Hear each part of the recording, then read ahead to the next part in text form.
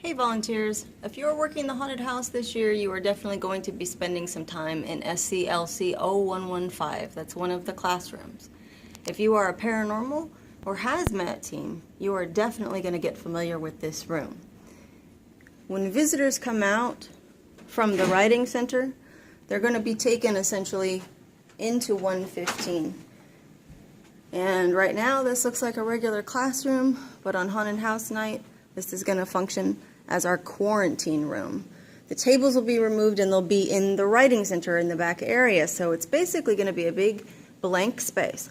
If you're a paranormal, and we don't need a ton of them to have this be an effective spot, but if you want to be a paranormal in the quarantine room, you're basically going to be hiding up here behind the podium and probably a couple of tables. When the visitors are shoved into the quarantine room, you're going to give a few minutes to letting them be completely frightened because it's going to be completely dark. What they will figure out is that they also cannot turn back on the lights and they cannot get out because we are going to tape over the door handle and the light switches. So they will essentially be locked in here with you for a couple of minutes just in sheer darkness, and when you guys feel the time is right, you're going to set up the sound effect. The strobe light, the white strobe light, will be coming from behind you, and you basically get to sort of charge them, many of whom will probably be trying to head for the door. This is a really important spot, but again, it's an intense scare, but not a really long scare. You also, if you're going to work in this part, you want to be able to make a lot of noise, because ideally we want dead silence, and then for you guys to make the noise.